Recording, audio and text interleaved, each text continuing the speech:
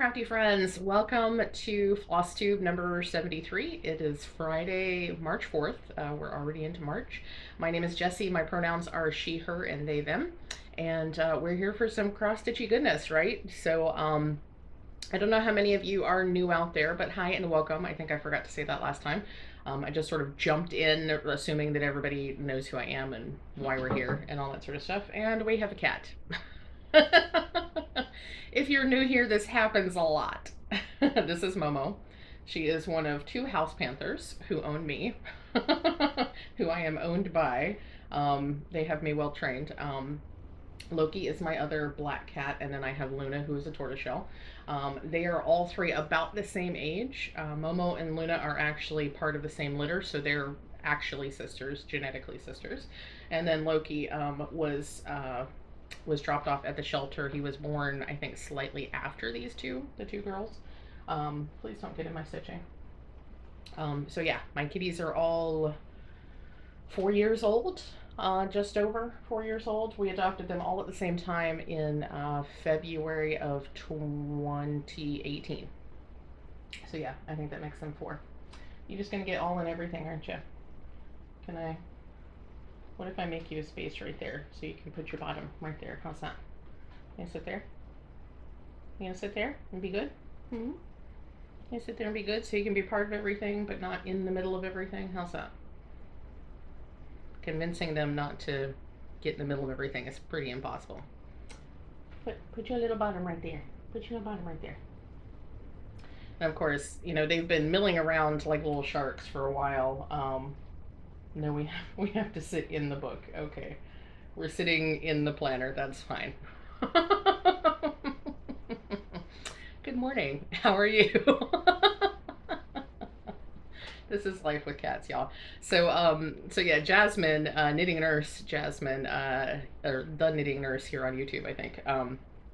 She brought up this new term, or not new term. It was a new to me term. Cats, I've always assumed were nocturnal. It turns out cats are crepuscular, not corpuscular. I don't think crepuscular, meaning that they are most active at dawn and dusk. Being that it's first thing in the morning, this is how they are. So and now Loki's coming over here. So not to be outdone, Loki wants to be. Can you come sit over here? If y'all will just sit and be still, then we can be fine. Like it's totally fine. So anyway, so that kind of explains why they end up in my videos so often, because they are super active right when I'm trying to get Flosstube done. Luna is rarely on camera. She has staked out her claim on the ottoman. She's sitting over there judgingly right now. So anyway, so if you're new here, hi, welcome. I have cats. They take over my life often. If you have been on Twitch with me at all, you know this well. So yeah. Trying to remember where I was going because I had a whole intro planned and then cats. But folks enjoy the cats, so I leave the cats in there. I don't edit them out. So happy Friday. I think I already said that, but welcome back to Flosstube. I don't have a ton of stitching to show you because I have worked on one piece in the last week. Now I will say I started that piece right before Flosstube last week and I finished it right before Flosstube this week. So so I have one whip that is now a finish. So one whip, one finish to show you. I'll show you that in a second. But I don't have any other stitching because I was like hyper focused on that one piece. I had it in my brain that I just absolutely had to finish it. I did want to finish it before the holiday that it represents, that it is celebrating, but I didn't need to finish it quite as quickly as my brain decided I needed to. So I'm going to show you the finish. I'm also going to talk about things that I'm hoping to do in March. A lot of folks talk about their plans. I prefer to talk about intentions because plans can sometimes be limiting and restrictive, and a lot of times I beat myself up if I have a plan and I don't meet the plan, if I don't meet the goals. So I like to talk about intentions, things I intend to do, because if for some reason I can't do them or I don't do them, it feels less like it feels less harsh to me if it's an intention. So We're going to talk about intentions later. We're going to talk a little bit about this idea of mindful March that I sort of came up with. And we're going to talk about quirky Quaker cell. Loki, get down. Get down. Trying to think of anything else. I think that's all that I have on the books. I think that's everything. Oh, we're also going to talk about WIPGO. So I think I talked about my February, like basically my end of the month. Loki, no. Okay, I'll be right back. Okay, well, I don't cut them out. I also stop the camera if they're doing something that could possibly cause damage. And that was potentially going to cause some damage. So Loki's being very extra this morning. I never know. I never know. And sometimes I try to feed them before I get on camera, but no. Stop. What are you doing? Get down. Get down. So that they will settle. And it doesn't. I didn't do that this morning because they've gotten too much into the habit of Adam feeding them first thing in the morning, and then a couple hours later they want to be fed again, and I'm trying to get them out of that. They need to be on a better schedule. Anyway. Okay, I don't even know what he's doing now. Let me try to get through this Flosstube. I hope you are well. I hope March is treating you well so far. It's been very, very busy at work this week.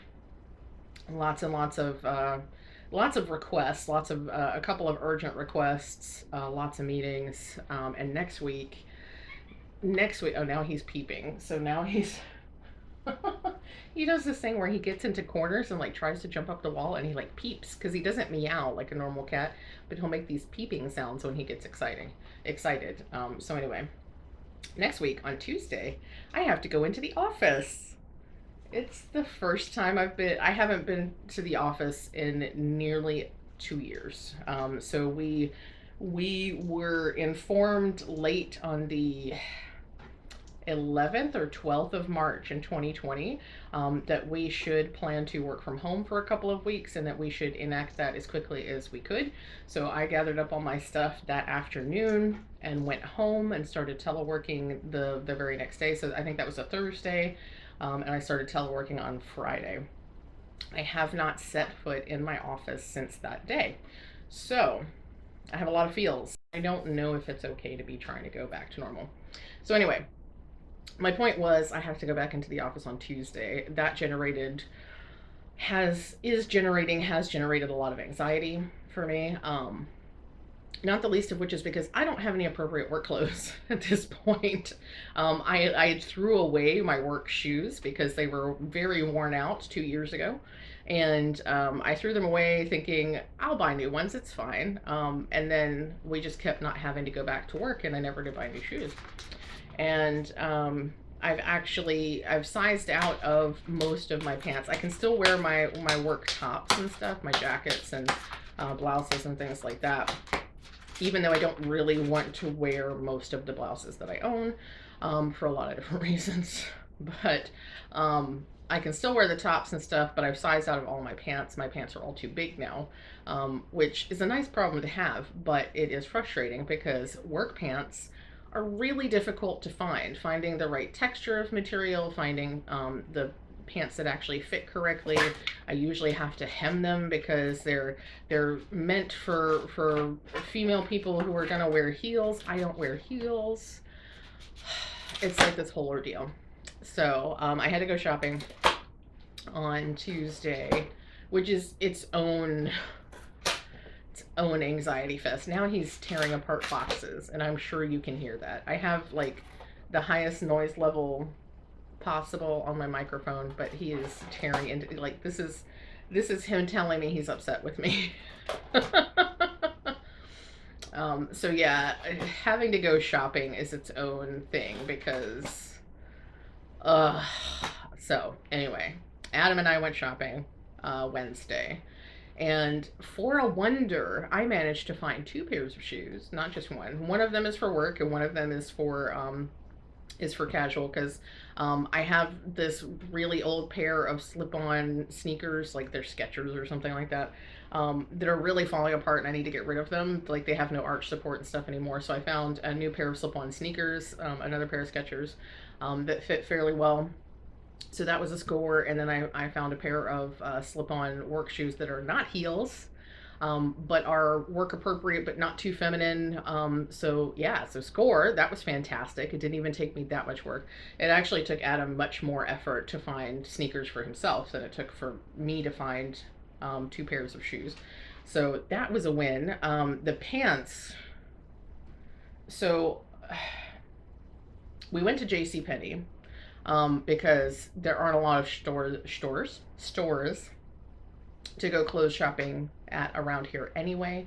And it's one of the few places that I know I have credit. It's one of the few places that I know they sort of have a plus size section. And I have purchased work clothes from them before that I do like. So Worthington is a brand of slacks that I like. So that's carried at JCPenney. So we went to JCPenney, but their plus size section was sad. It was mostly semi-casual clothes, and as is typically the case, any blouse that I might consider buying, the neckline is too low. And to be fair, what is too low for me is not too low for most people with a chest. The thing is, I have a tattoo. I have a large tattoo. I can show you part of it. So I have a large. Oops. I have a large tattoo. And I can only have I can't have a neckline very low without my tattoo showing. So that's part of it. I really need a neckline that's this high for work.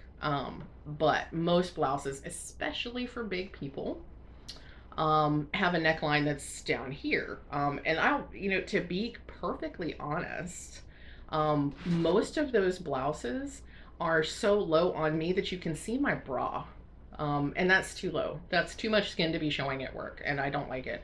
But I struggle because I want my décolletage, or whatever you call it. I want my collarbones covered. Like, I want my chest covered. And it's difficult because as a plus size person, you don't get to cover your chest, apparently. So they had one or two cute blouses I wouldn't have minded getting, but I knew from looking at them that they would be too low and it would not work. So I didn't even really seriously look at the blouses, but most of their plus size stuff was casual wear, which is perfectly fine, but I need business clothes. I'm like, where do people around here buy business attire? Now if I went to the men's sections, there's like full suits and crap, but in the women's section, there's just casual wear and dresses, lots of dresses, and I'm just like, ugh. So the men's clothes are too masculine for my taste. The women's clothes are women's clothes. So I stuck to the pants. There were like 2 racks that had trousers that were appropriate for what I was looking for. And amongst those, there were 1 or 2 types that were an appropriate fabric and had pockets. And then amongst those, there were 1 or 2 that were sort of close to a size that I needed. So I bought 2 pairs of slacks, and I couldn't try them on in the store because they no longer have a dressing room. Not that I really wanted to try them. There's a dog outside.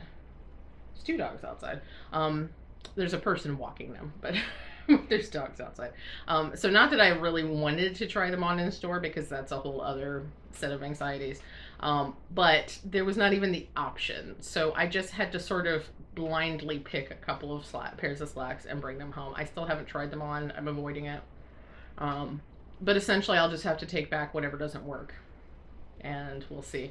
There's one of the pairs I'm pretty sure is going to be too big. The other pair I think doesn't have pockets, and I can't stand pants without pockets. Like, why?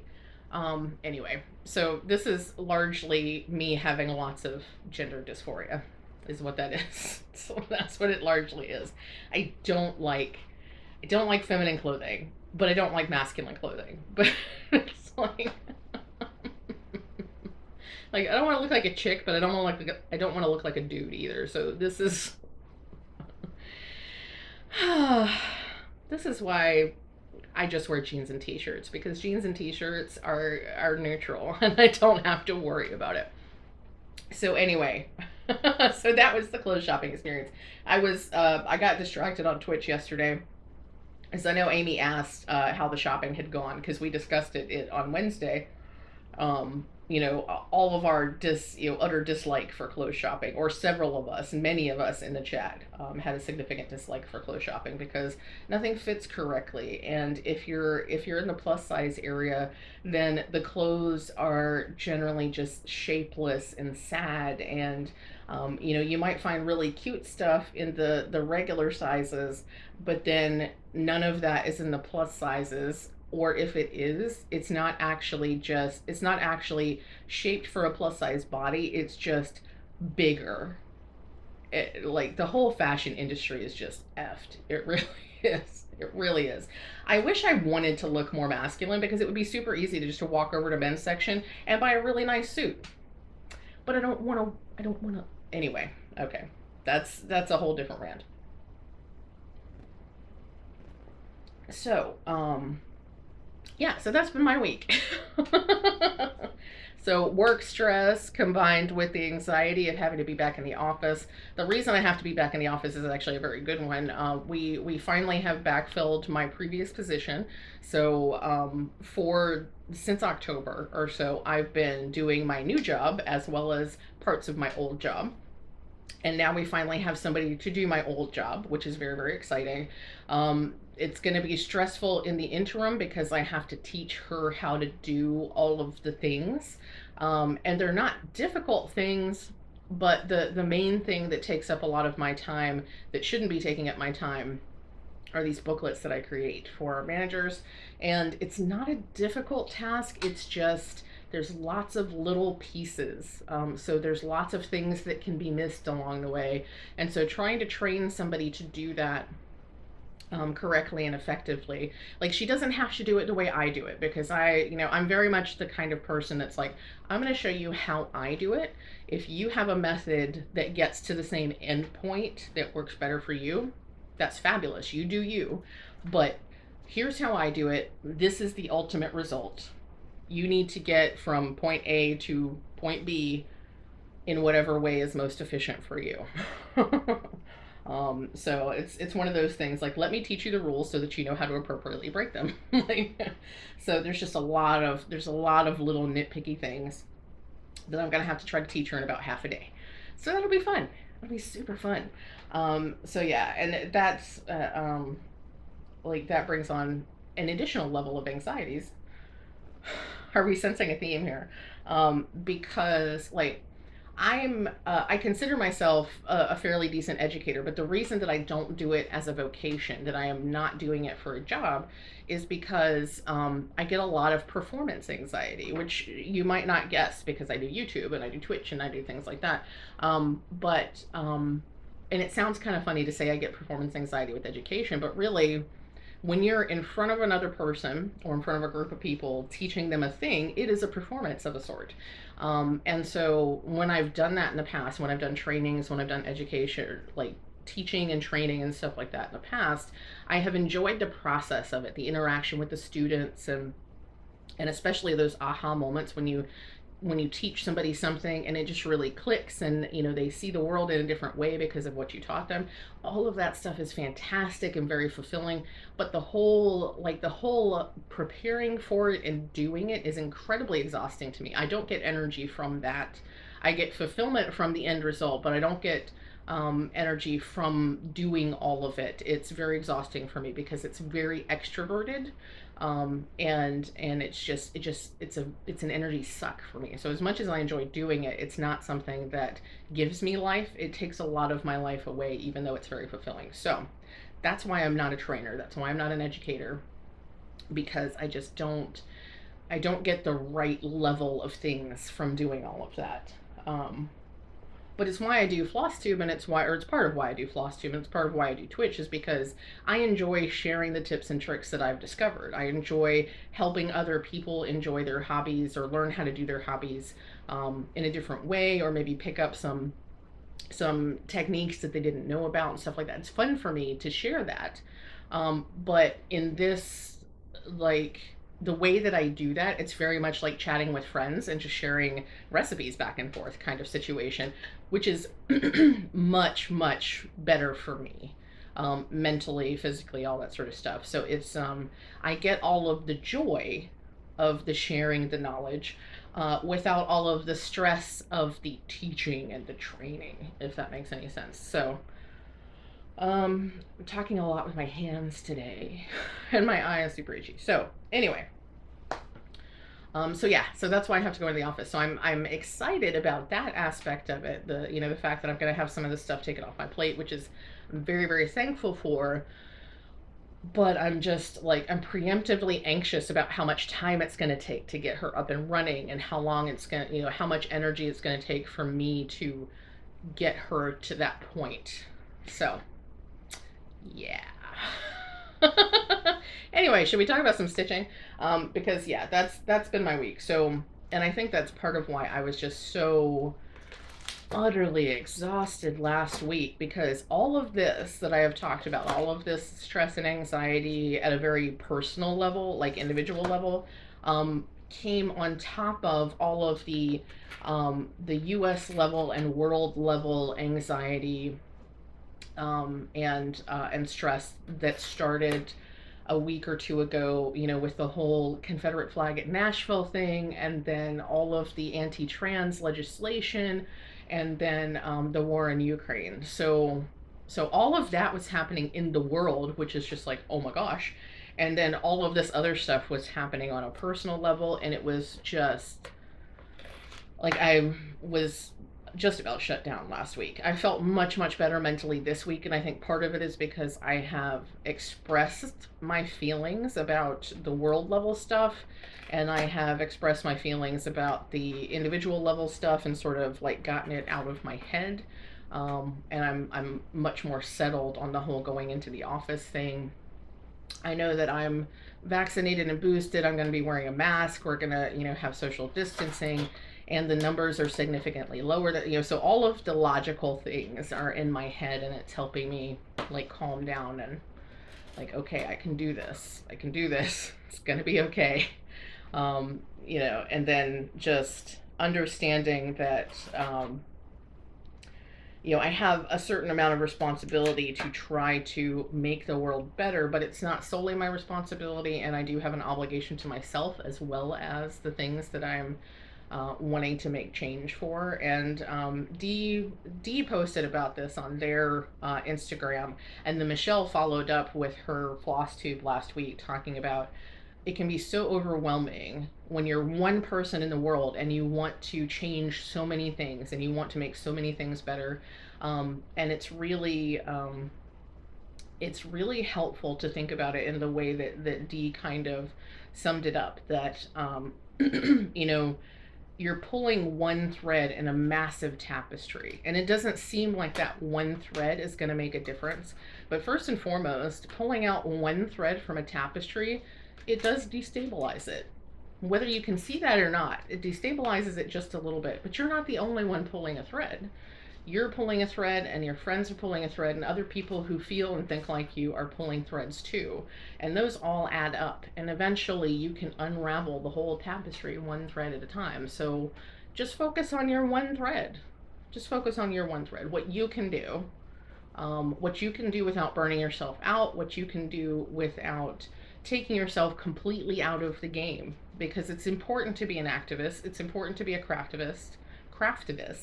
It's important to do the things that you can do, but you also have to give yourself boundaries, so that you protect your mental health and your physical health as well, because you cannot pour from an empty cup. If your cup is empty, you can't help anybody. You can't give anybody else any water if you have none. So, it's all a balance. Pull your thread, but keep your boundaries, right? Okay. So anyway, now that we're 30 minutes in, let's talk some stitching. Part of me is like, maybe I'll edit that. And then the other part of me is like, nope, no, we're just leaving it in there. So the whip I worked on this week, W's, was Purim Butterfly Mask by Aya Rosen. And I finished it last night. I finished it. How gorgeous is this? So I love this chart. It's so beautiful. And I have done some color converting because I didn't have all the DMC, but I wanted to stash dive. So I've done it partly in the called for DMC and partly in color and cotton. I will be posting the full conversion if you want to use these colors. I'll be posting the full conversion in my on my Patreon. But I'll do it as a public post. That way, you know, you can just go check it if you just want to know the colors. You're welcome to sign up on Patreon if you would like to support me, but you don't have to. For something like this, I'm going to make it publicly available information because it's the kind of thing that I would post on, I'm sorry I keep rubbing my eye. My eye is super itchy. It's the kind of thing that I would post on Instagram for everybody, but I feel like I can make it a more accessible thing if I put it on Patreon, besides the fact that it's there for me too. So if I want to go back and look for the information, it's very easy to find. So I'll post the conversion on Patreon. And that's also me taking a note out of Michelle over at Bendy Stitchy, taking a note out of her book, because that's the kind of thing she does on her Patreon as well, anytime she does a color conversion. And I chose the Hebrew version. So this says, I don't know if it's a direct translation, but this says Happy Purim, but it's in Hebrew. And I did that to celebrate the holiday, to celebrate the Jewish people, to put more Jewish things out in the world. So more representation, hashtag representation matters, that kind of thing. So, but that is how it looks. And I love it. The colors are not coming out quite as well on this camera as I would like them to. My favorite is this color is called Mermaid's Folly. It's this gorgeous teal from Color and Cotton. So I'm very happy with it. Trying to decide how I might want to finish it at some point. But yeah, it's really nice. And I'm very happy to have been able to finish it. It was, excuse me, it was very much a hyper focus. I got started on it, and especially because Jasmine and Michelle were both stitching so quickly on it and posting their project pics, I felt very motivated to get it done. So I'm very happy with that. This is my 7th finish for the year. I think I mentioned this before, but I can't remember. I'm doing each of those creepy cryptids as a separate page for ultimately a book that I'm going to finish them into. So I'm actually counting each cryptid as a separate start and a separate finish. It's one project. So as far as whips go, I'm only including one whip for the whole thing because it's all part of the same work in progress. But I'm doing, I'm counting each new start or each new cryptid as a new start and each finish of each cryptid as a new finish. So this is finish number 7 for the year, which includes one creepy cryptid that I have finished so far. But so far, this is more finishes than I got last year outside of Season of Smalls. So I did 10 starts and finishes in Season of Smalls, but I think outside of that, I only got 6. So I think this already puts me ahead of last year, which is phenomenal. So I'm doing a really great job of sticking around the 27 whip mark, which makes me happy. Because my goal is to have net 0 new whips, basically. So if I start a new thing, I want to finish a new thing, or at least do as close to a 1-to-1 as I can. So I started this and finished it. So net 0 on the whips. Very excited about that. So, and it's a beautiful chart. I loved stitching it. It's great for color completing too, because it was pretty easy to do the color completing. Oh, and I forgot to say, this piece of fabric is a 28 count a 28 count Lugana that I hand dyed myself. It's actually over dyed because I dyed it once and then came back with some black. So that's how I got that kind of cool, actually it's a bit warm, isn't it? I think it's a warmer gray than a cool gray, but that's how I got that color. So I started with like a teal, a really light teal, and then came back with some black, and that's how I got that color. So that is fun. So that is that. Trying to put it where a cat's not going to get it. Okay. So intentions for the rest of March. So one of my biggest things this month is that a lot of folks are doing March matchups and doing March Madness. I'm not a fan of the term March Madness. I don't really like using madness and mania and things like that in our stitch along titles, because there are folks who suffer from mental illness, and I think it's I just don't like it. I won't get into a whole big thing about it. I think I've talked about it before, but I don't, the terms turn me off.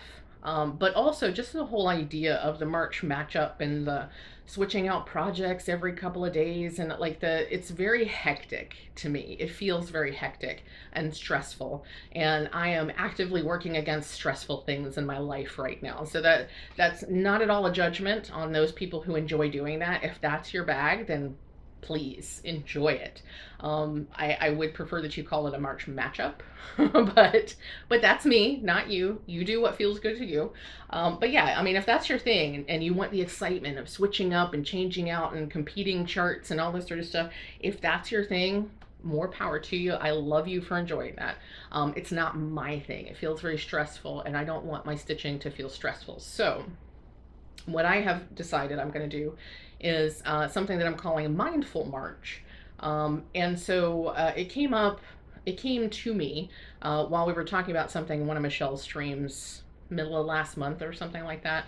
And I decided I'm going to do mindful March. Instead of March matchups, I'm going to do mindful March. So what that means to me is that I have picked one particular piece that feels very meditative to me, something that means a lot to me, but also that I feel like I can work on and kind of get into a certain flow and a certain meditative kind of state with. So I'm going to be focusing for Mindful March, I'm going to be focusing on Relentless. This is an ink circles piece, and I have done a Dinky Dies conversion from the DMC. This is another one, once I'm finished with this, I'll share the full conversion. But I love this piece. It's very colorful. It's very soothing and what is it? I'm looking for meditative is not the word I want. It's another word like soothing. Anyway, it's a very soothing piece for me to work on. I enjoy the feeling of the silk moving through the linen. So it's got a lot of like words. It has some tactile. Wow, I cannot word today. Anyway, I like the feel of it. I like the look of it. I love the meaning behind it. Let me try not to use fancy words. Maybe I'll get through it. But yeah, it's got a lot of really awesome things for me. And it's a piece that, like most Ink Circles charts, it's a piece that is mirrored in the four corners. So it's symmetrical all the way across. So this corner is going to be just like this, you know, the crossing corner and so on and so forth. So it's going to be doing basically the same design a couple of times throughout. And when I started this last year, I really enjoyed stitching on it. The only reason I stopped stitching on it was because I had other goals I was trying to reach as well. So I put it away, but and I could save it for May, because for a birthday sale, or I could save it for June for Pride and so on and so forth, but I'm not gonna. I'm gonna use this for Mindful March. So this will be my focus piece when I do my mindfulness exercises. And for those who are not really familiar with the idea of mindfulness as a practice, if you're, it's very similar to mindful eating. So which I've learned about through various, you know, various things. Words are not my strong suit today. Anyway, so any kind of mindfulness really involves sort of turning off all of your distractions, your television, your music, your books, whatever it is that you might be listening to. So you turn off all this stuff, and you're going to, in a very thoughtful way, do the same thing that you would normally do, but you're going to pay attention to all of the things that are involved in that. So the sensations that you feel while you're stitching, while, so you try to get yourself in a comfortable position, just like you would if you're going to do more traditional meditation. You try to get into a comfortable position where no part of your body is strained, everything is as relaxed as possible. You're going to pay attention to the way that your body feels. You're going to pay attention to the sensations that you get from the stitching itself, the way the needle feels in your fingers, the way the floss feels in your hand, the way it feels as you're pulling it through the fabric. You're going to, think about the things that you're hearing, whether it's birds outside or whatever. You're going to think about anything that might come up. You're going to let thoughts pass through your brain and all this sort of stuff. So it's that kind of thing. So you're stitching, but you're stitching with a lot of intention. And you can do the thing where you do it as more of an open meditation, or you can do the thing where you meditate on something, a particular thought, a particular intention, that kind of stuff. So you can do a lot of different things with it. And one of the sources that I would offer for you, if you're not at all familiar with this kind of stuff, One Point Mind is a website. A gentleman named Anthony has come up with a lot of different meditative practices that are based on creative pursuits. So in addition to meditative cross stitching, he actually has some suggestions for how to do meditative coloring, meditative journaling, and meditative crocheting. So if you don't want to be meditative or mindful, use mindfulness practices with your cross stitch, there's some other options as well. So I'm going to provide the link below. He's running a stitch along currently, but I don't think you can sign up for it. I think because I wasn't able to get into the information the way I wanted to, the dates passed for how to sign up for that for free. And I think you can't get that pattern now until the end, which will be next year. But there is last year's stitch along available for purchase. It's like $8. So if you want to do a stitching project that is specifically related and geared for mindfulness, then you can purchase last year's. You can also just look at the tips and suggestions for cross stitching in a mindful way, using mindful practices for cross stitching, and just do it on your own, which is what I'm planning on doing. I just have to get myself to sit down and read the whole article. This is ADHD, folks. So I have tried at least 6 times to read the page. And I basically start reading a sentence and then I skip down because I can't keep myself still enough. Anyway, it's there for you if you would like to read it. I have explained as much as I have gleaned from the whole thing. And I'll ask Beck if she minds that I share this. But Beck sent me a really awesome worksheet for some mindfulness practices. And if that's something that she wouldn't mind me sharing, then I'll set it up in a shareable Google link and I'll add that to the description as well. So those two things combined, I think, would be really fantastic. And then if you want to, you could also journal after you have stitched to just kind of write down the things that came up for you. Even if it's just things like, it was difficult because I couldn't settle my mind, or my brain kept jumping to this thought, or whatever. Folks like me who are neurodivergent oftentimes have problems with traditional meditation. And it's largely because the first thing folks tell you with traditional meditation is to clear your mind. That's not a possibility in any way that I have figured out thus far in my life for me. Clearing my mind does not work because my head is full of bees. My head is full of bees. On my best day, the noise inside my brain is still my voice inside my own head talking constantly. So the idea of sitting down and clearing my mind doesn't happen, because the first thing that happens is me telling myself, well, I need to clear my mind. Clear my mind. Stop thinking about that. Clear your mind. Clear your mind. So I have a voice inside my head. So I'm going to try this. I'm going to try this and see if this works as a meditative practice for me. Especially because things that are rooted in like physical sensation, paying attention to what my body is trying to tell me, paying attention to things that I'm seeing and hearing and feeling, those kinds of things are very grounding and can really help me just sort of like connect all the dots, keep all the, or just get really fully into that mind-body connection, which I have trouble with personally. So So that's Mindful March. Now, keep in mind, you can participate in Mindful March in any way you choose if you want to. You don't have to. Nobody is going to require you. If you decide to participate in it, there's going to be nobody policing you to tell you you're doing it right or wrong. I'm happy to provide you with the links that I have and the information that I have, but there is no right or wrong because I'm not an expert. I'm just doing this because I need more peace in my life and centeredness in my life. So I'm trying a thing to see if I can achieve more of that. If you would also like to try that, that is absolutely fine. If you have a different practice that you want to work on, that is absolutely fine. There are no rules. So there's no need to say, can I do, should I do, blah, blah, blah, blah, blah. Yes. Whatever works for you, you do that. Now, if you need more information or whatever, I will help as much as I can. I don't have a lot of time to do all the Googling and stuff like that. But if you find resources that are particularly helpful to you, you are welcome to share those with me.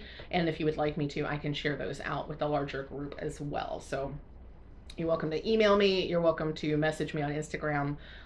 You know, or put it in a comment here, whatever works for you. So, but yeah, there's no real rules. This is just for self-enrichment. So yeah, if you want to join, I'm going to use the hashtag Mindful March, and you're welcome to post anything you want to. Like I said, I'll be focusing on this piece specifically for Mindful March. I may use other pieces as well, but because this one means so much to me, the relentless pursuit of equality and freedom for all LGBTQIA2S+ people. This one means a lot to me, especially considering anti-trans legislation that is ongoing. This is going to be my Mindful March piece. So that's Mindful March. Like I said, links below.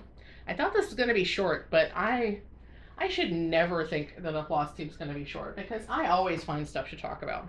Always. You know, there's all, and I think I've mentioned this before too, there's always that, you know, random meme that's like, what could you talk about for an hour without any preparation? Anything. If you need me to be an expert on a subject, I probably need some preparation. But if you just need me to talk for an hour, I'll find something to talk about. It might be the Irish in me. But yeah, so that's Mindful March. Oh, there's cat hair everywhere. Okay, so let's talk about WhipGo. WhipGo for March. My WhipGo pieces, I pick up my coffee cup and then I don't drink. My coffee is cold by now.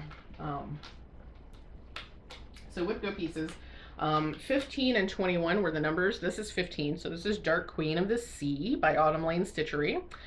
She's headless and only has one hand currently. And I think I'm at a position now where I need to move the Q-snap. And what I'm thinking is I may actually transfer her to a scroll lock frame so that I can see all of her at one time. I'm not 100% sure, but probably rather than just shifting the fabric on my Q-snap, I'm probably going to put her on a scroll lock frame. But here's the deal. So what I really need to do if I'm going to work on her is I need to rechart this bottom section here because she has very much a mermaid silhouette. Her torso here it slims down to a very narrow area, and then the tentacles come up at the bottom. If you're familiar with this chart, you know exactly what I'm talking about. But she's an octopus. She has tentacles. She's an octopus. She's some sort of cephalopod. So she really should not narrow down here. This should actually spread out to provide a wider base for the tentacles. So I need to rechart. So what I may do is rather than giving myself a goal of stitching, you know, putting 1,000 stitches in here as I'd originally planned, what I may do is give myself a goal of working on the recharting.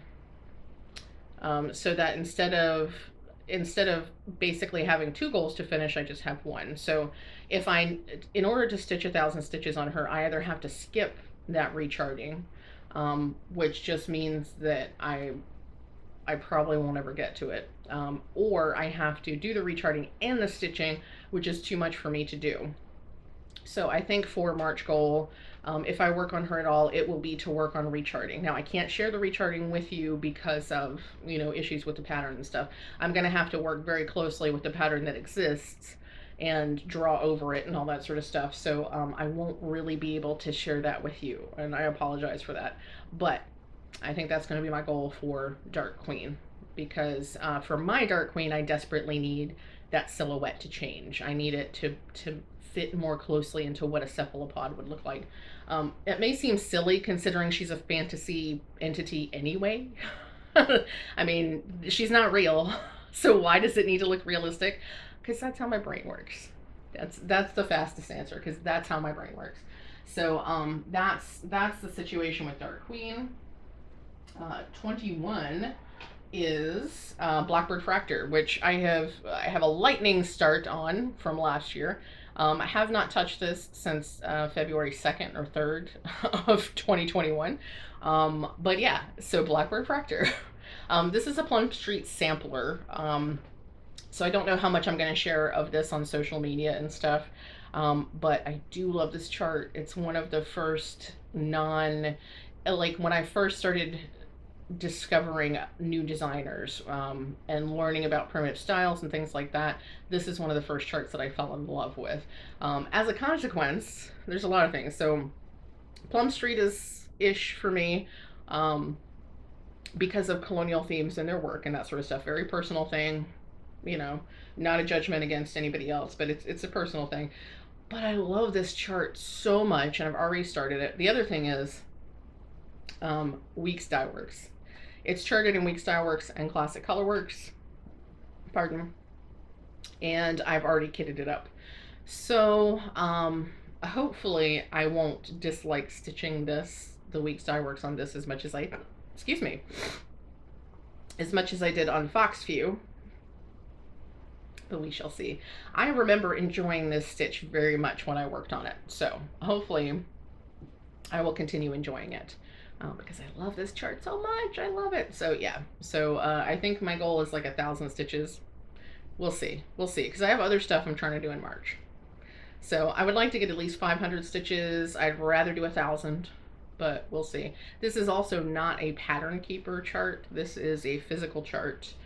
Because as far as I know, Plum Street does not sell PDF versions of any of their charts. So, but that is Blackbird Fractor. The exciting massive start from last year. But isn't it lovely? Isn't it lovely? I just love it's just, oh my gosh, that checkerboard. And this is a piece of Jobelin. This might be Coffee Club. I really hope I saved a fabric tag. I'm pretty sure it's Jobelin, which would mean that it's from Be Stitch Me. It's almost definitely 32 count. I usually save the fabric tags, but it looks like I might not have.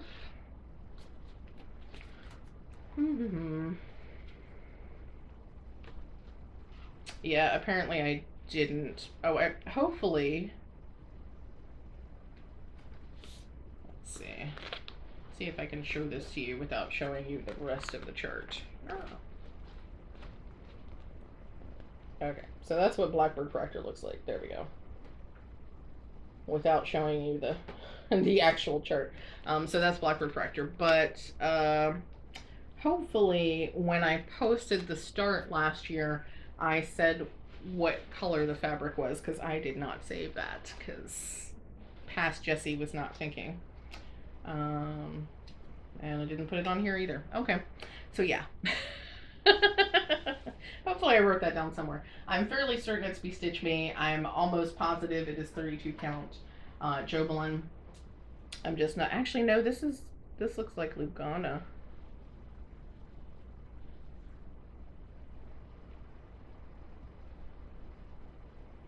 Okay, I literally have no idea. As I assumed it was Jobelin, but I'm looking and feeling it now, and that's Lugana. That's not Jobelin. It's not smooth like Jobelin. So yeah, 28 count or some kind of count Lugana by somebody. This might be a I had a tag. No, that was a different tag. Okay. Yeah, I don't know. I don't know what this is. I usually remember really well. This might be a hand dyed by Rolanda. That might be what that is. I have no idea. Hopefully I'll figure it out at some point. So anyway, so that is that. That is those pieces. The other thing I'm hoping to get into, and I recognize that I may not, the other thing I'm hoping to get into is hashtag Quirky Quaker Sal, which is a birthday Sal that Michelle over at Bendy Stitchy and Aaron, Two Martini Stitcher, and others have decided to do, not only for their birthdays, but also just to finish as many Quirky Quakers as they can of the Quirky Quakers that they have not yet stitched. So I'm hoping to jump in on that. I have 3 Quirky Quakers already kitted and ready to stitch. I don't think I'll have time to put in a picture because I'm already running way over what I expected. But the Quirky Quakers that I have ready to go, give me just a second, I have to pause because I really have to cough. And hopefully pausing like that doesn't mess up the file. Sometimes it does. So if there's sound issues. Anyway, okay, so the 3 Quirky Quakers that I have ready to go are the mythical creatures, Quirky Quaker. So it comes, it's 4 charts technically that come as one file, one PDF file. If you purchase them from Deanna at Darling and Whimsy, and it's Bigfoot, Loch Ness, and a unicorn. And then you get a Yeti conversion of Bigfoot as a bonus. So I have the Yeti, or I'm sorry, I have the Bigfoot, Sasquatch, kitted up. So I've got my fabric and the colors. These are color and cotton conversions from the DMC, or I've chosen color and cottons instead of DMC. And this is a piece of 28 count Lugana that I dyed myself. I think that's going to be pretty cool. So that is Bigfoot. And then I'm going to do the unicorn on this piece of 28 count. And this is Opal Lugana. This is a remnant from some of the Borealis fabric that I dyed a few years ago. So I'm going to do this satin white for the main part of the unicorn, and then this Silks for You rainbow for the main and the additional motifs. So that is the unicorn. And then I'm pretty sure I set this up as the Yeti. Based on the colors, I'm pretty sure that this is the Yeti conversion. And I've picked another piece of this Opal Lugana that I dyed because it looked very, it's the reason I call it Borealis. So it's got this, all this like pinky kind of aurora coloring happening. And yeah, so that's gonna be the Yeti, who's going to be hanging out in the Aurora Borealis. So that's what I got going for Quakers, Quirky Quakers. So yeah, so that should be everything. I think I've touched on everything. Oh, the only thing I haven't touched on, I talked about the Don't Mess with Trans Kids chart from Dee and Kari last week. I do hope to start that in the next week or so. I was finally able to make the donations that I needed to make to fulfill my obligation as a craftivist. So now I'm hoping to get that started very soon. I'm trying to decide whether I'm going to use some of my almond M&Ms silks for that, because I do have the blue and pink and white for the trans flag and the almond M&Ms colors, and I can always order more of those colors if I need them. But I also have I believe I have the blue and pink and white in some Leo and Roxy cotton floss, and rather than steal them from my Trans Pride tapestry, perhaps I will use the Leo and Roxy so that I don't end up having not enough floss for Trans Pride tapestry. So just have to decide on that. I will probably do it on a relatively basic piece of fabric. I don't know that I'll do anything like get a fancy piece of fabric, because I want the pink and blue and white to really pop on that. In fact, what I might do, I have some charcoal Lugana that those light colors certainly would pop on some dark background. So maybe I'll do that, and then I don't have to steal any dyed fabric for that. So that's a thing that I'll probably be working on during my Twitch streams the next week or two. And yeah, I think that's it. I think that's everything. So that's everything that's coming up. I have some other plans in the works in the background, some things I'll be doing, dyeing more fabric and stuff like that. I don't have a schedule yet for when I'm going to have fabrics available for Patreon folks, Patreon subscribers, patrons to purchase. I'm hoping to do it soon, but I don't have a specific date for you. So those fabrics will be made available to patrons first, and then I'll be loading them up on the website. And the fastest way to find out when they get loaded up on the website is to sign up for my newsletter on the website, because I will send out an email to everybody who is subscribed first, and then I will announce that on Flosstube at some point after the email has gone out. So if you're interested in buying hand-dyed fabrics from me, those are the ways that you can know about it as quickly as anybody is able to know about it. I wish I could give you specific dates, but if I give you specific dates, it's going to cause me lots of stress. The next week or so, at least at work, is going to be very stressful and busy for me anyway. So I don't expect it to happen in the next week, hopefully within the next 2 weeks, but don't hold me to that because. So that's what's coming down the pike. And yeah, I think that's everything. It's probably more than it needed to be, but y'all know how I am. So as we head into the weekend, I hope that you're having the best day and week and weekend and month that is available to you.